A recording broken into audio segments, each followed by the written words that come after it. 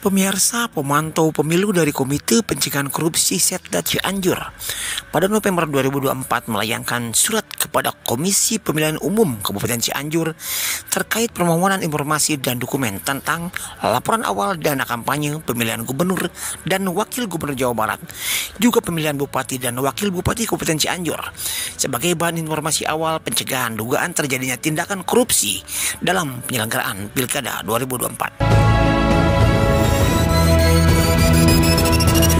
Kepada awak media DP News Indonesia di Sekretariat Komite Pencegahan Korupsi Setda Cianjur, Jalan Lama Cikarum, Mahurangi, Kohar Effendi membeberkan tujuan berkirim surat kepada Komisi Pemilihan Umum tersebut. Kami atas nama Koordinator Pemantau Pemilu dari KPK Jabar Setda Cianjur, tentu hal ini merupakan kewajiban kami juga untuk memantau kegiatan-kegiatan terutama sesuai dengan regulasi, terutama tentang kampanye, di mana kampanye ini ada dana kampanye yang diatur oleh PKPU nomor 14 2024 tentang dana kampanye pilkada. Oleh karena itu tentu hal yang menarik bagi kami tentang ajas transparansinya, gitu, bahwa pasangan calon atau partai politik pengusung itu wajib melaporkan laporan awal dana kampanye gitu kepada KPU. Nah, KPU apabila ini sudah, kemudian nanti diikuti secara reguler, yaitu dengan adanya laporan penerimaan sumbangan dana kampanye. Nah, ini juga harus dilaporkan oleh pasangan calon atau tim sukses atau partai politik pengusung ke KPU juga. Selanjutnya ditembuskan ke Bawaslu.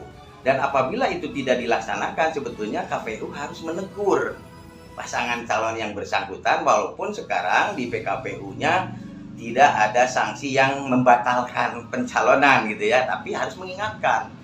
Dan ini adalah untuk menjamin transparansi publik ini kepada kami sebagai pemilih. Ya, artinya hak-hak pemilih ini harus dijamin oleh peserta, oleh penyelenggara apalagi, termasuk oleh pengawas gitu ya, gitu, sehingga betul-betul pilkada ini luber-jurdil gitu kan, itu istilahnya. Dan kemudian atas nama pemantau pemilu atau pilkada wabil khusus di Kabupaten Cianjur tentang kami ini, pergerakan daripada dana kampanye ini, kami ingin mengetahui sebetulnya dari mana mereka itu awalnya seperti apa, apakah rekeningnya gemuk atau kurus gitu kan, itu sehingga kesiapannya bisa dilihat gitu. Satu itu, sehingga kami akan timbul penilaian kan gitu ya, paslon mana yang gemuk anggaran pertamanya, kemudian kesininya lalu lintas sumbangan itu dari perorangan yang diatur, misalnya diatur mencapai 750 juta, itu bersifat perorangan. Apakah itu terlampaui? Tidak. Banyak tidak orang yang menyumbang 750 juta itu, gitu kan, itu istilahnya di PKPU 14 itu sendiri. Kemudian berdasarkan lembaga atau badan hukum, baik VT dan lain sebagainya, itu mencapai 7,5 miliar. Jadi itu salah satunya pemberian sumbangannya. Apakah itu terlampaui? Tidak. Dan ini juga salah satu untuk menelisik apakah terjadi enggak perencanaan, sehingga kami menilai ada upaya tentang money politik tidak ke depannya, gitu kan. Sehingga, dan kalau itu transparan tentu, dan kami ukur, kemudian kalau memang akan ada pergerakan itu, maka kami akan ingatkan baik paslon maupun KPU-nya sendiri sebagai fasilitator ya, sebagai penyelenggara, termasuk Bawaslu. Apabila tidak mengingatkan, kami juga akan laporkan. Ini kan bisa, kalau kelalaiannya ada di penyelenggara dan pengawas, maka akan kami laporkan ke DKPP.